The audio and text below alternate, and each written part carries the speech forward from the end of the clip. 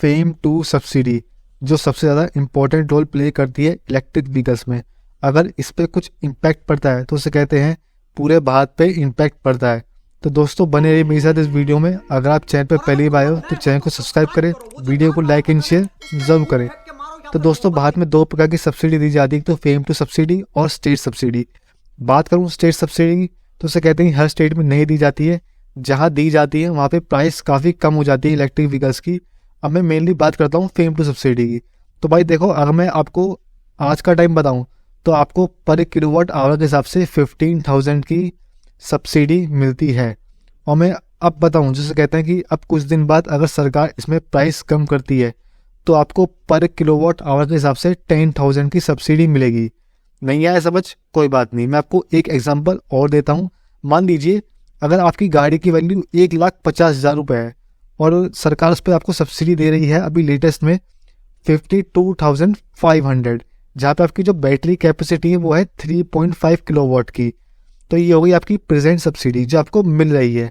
अगर मैं अब बात करूँ कि सरकार अब कम करने वाली है तो उसे कहते हैं अब आपको सरकार ये सब्सिडी देगी 22,500, जो देखा जाए काफ़ी बिग डिफरेंस है। अगर मैं डिफरेंस बताऊँ तो भाई पे 30,000 का डिफरेंस निकल के आ रहा है, जिससे देखा जा सकता है कि भाई काफ़ी प्राइस ऊपर जा सकती है अगर कुछ कंपनी इस पर एक्शन नहीं लेती है या फिर अपनी प्राइस कम नहीं करती है।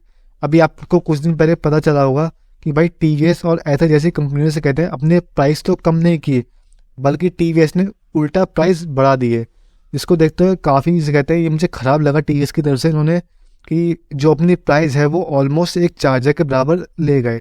अब भाई जिसको देखते हुए सरकार ने से कहते हैं एक बार फिर दोबारा पलटी मारी है और से कहते हैं सरकार ने भी प्राइस कम कर दी है अपनी सब्सिडी को लेके। तो देखा जाए तो काफ़ी अच्छा स्टेप है।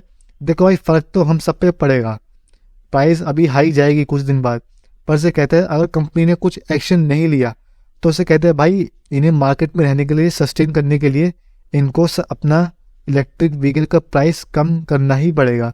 अगर नहीं करेंगे तो उसे कहते हैं इनकी सेल्स काफ़ी कम होने वाली है, क्योंकि भाई कंपनियों को कोई फ़र्क नहीं पड़ता स्टेट सब्सिडी से, क्योंकि भाई लोग आराम से खरीद रहे हैं जहाँ पे स्टेट सब्सिडी नहीं है।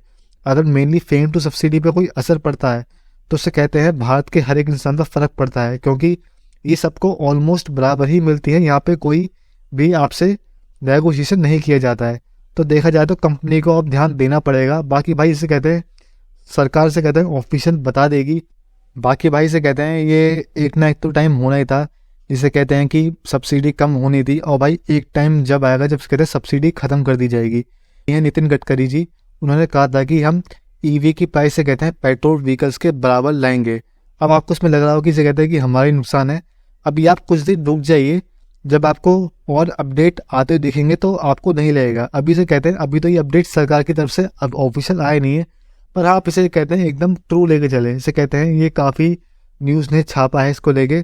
अब बाकी भाई देखते हैं कंपनी इस पर क्या एक्शन लेती है, क्या कंपनी अपनी प्राइस कम करेगी या नहीं करेगी, और अगर नहीं करेगी तो उसे कहते हैं फिर वो कैसे कस्टमर को हैंडल करेगी, क्योंकि इतनी महंगी प्राइस में ईवी कोई नहीं खरीदेगा।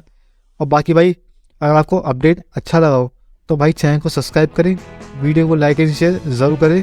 मिलता हूँ मैं आपको नेक्स्ट वीडियो में।